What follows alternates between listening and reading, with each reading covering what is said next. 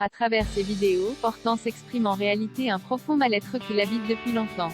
Catherine Davidzenka, son interprète, évoque à notre micro la boulimie de son personnage et ce qui l'attend dans la suite d'ici tout commence. Allociné, ce journal intime vidéo n'a pas vraiment vocation à parler de ses camarades mais plutôt à exprimer le profond mal-être d'Hortense qui est la boulimie.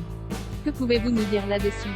Catherine Davidzenka, j'ai dû faire beaucoup de recherches pour comprendre les troubles du comportement alimentaire. Malheureusement, c'est quelque chose qui m'a touchée personnellement puisque j'ai des amis qui ont fini hospitalisés à cause de ces troubles. Donc j'ai vu et vécu cela de près. J'ai choisi de ne surtout pas rendre cette chose banale, jolie ou encore sexy. Je ne voulais pas que ce soit contre-productif là-dessus. C'est pour cela qu'on va voir petit à petit une détérioration, même physique, du personnage. On voit déjà à l'écran qu'elle est un peu plus creusée, qu'elle est un peu plus mâle, un peu plus pâle, moins maquillée, moins tout. C'était une volonté en fait. Je ne voulais surtout pas qu'on dise qu'elle était boulimique mais jolie, ce n'était pas du tout le but. Ça me tenait à cœur de défendre ce sujet correctement et avec le plus de réalisme possible. De mon propre chef et avec de l'aide, j'ai décidé de perdre du poids pour pouvoir avoir cet aspect plus creusé à l'écran au fur et à mesure des épisodes. J'ai été encadrée, ça n'a pas du tout été fait à l'arrache et ce n'est surtout pas à reproduire seul. J'ai eu cette intrigue en main quelques mois avant. J'ai donc pu entamer une sorte de processus pour mon personnage. Hortense est un personnage plutôt bien entouré. Pourquoi se livre-t-elle dans des vidéos et non à ses amis? Parce que la boulimie est une maladie qui nous fait avoir honte de nous sur beaucoup de choses. Il y a un profond mal-être psychologique qui rejaillit sur le physique.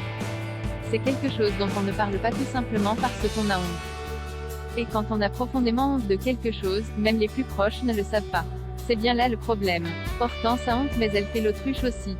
Je pense qu'elle sait qu'elle a un problème mais vous allez le voir aussi par la suite. Elle dit souvent que c'est honteux et qu'elle se dégoûte. Ce sont des mots forts et très durs. Ce n'est pas quelque chose qu'on peut juste assumer. C'est très compliqué d'en arriver là. Mehdi, Marvin Pellegrino, n'est pas au courant de tout cela. Quelles vont être les répercussions sur leur couple? Ce problème chez Hortense n'est pas récent, c'est juste que c'était contrôlable jusque-là.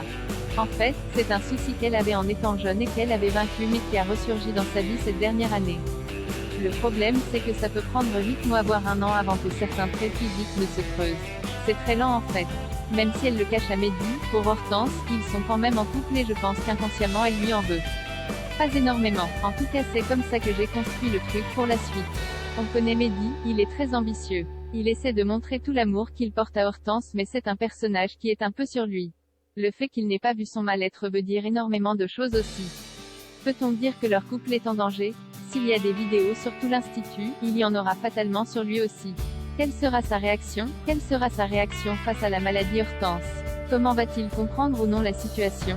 Ça reste à travers votre personnage, la série aborde souvent des thèmes de société forts. L'année dernière, Hortense a été au cœur de l'intrigue Sugar Daddy qui explorait l'escorting chez les jeunes.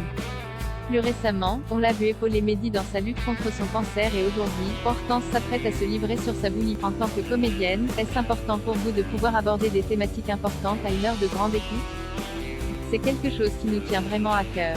À chaque fois qu'on me donne un sujet, je le travaille en long, en large et en travers. Je fais en sorte de creuser et de comprendre pour pouvoir retranscrire les choses au mieux et provoquer peut-être les prises de conscience qu'il faut. Que ce soit chez un parent qui va peut-être faire plus attention à ce qui se passe dans la vie de ses enfants. Que ce soit chez les jeunes qui m'écrivent des lettres en me disant que cela les a sauvés, en quelque sorte de la dépression. Pour moi, c'est très important. C'est aussi pour ça que je fais ce travail. Bien sûr que c'est joli et sympathique de jouer des scènes d'amour ou de romance mais ce qui m'importe le plus c'est que ça ait une utilité, que ça retentisse, que ça rejaillisse, qu'il y ait des choses qui soient prises en compte et peut-être plus considérées par la suite. Les troubles du comportement alimentaire, c'est malheureusement un sujet de notre époque. Beaucoup de personnes en souffrent. Très peu de personnes le savent et encore moins le disent avant qu'il ne soit trop tard.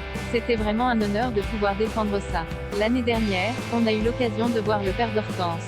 Les scénaristes envisagent-ils de faire revenir ses parents à l'avenir? On pourrait, son papa étant médecin, c'est fort probable, rire. Après cette intrigue qui sera consacrée à votre personnage, une nouvelle catastrophe va rythmer ici tout commence. Que pouvez-vous nous dire sur le bal de promo de l'Institut? Pas grand-chose, j'étais tellement concentrée sur le personnage et le sujet de la boulimie et des troubles du comportement alimentaire que je n'ai pas trop fait attention à ce qu'il se passait par rapport à la suite.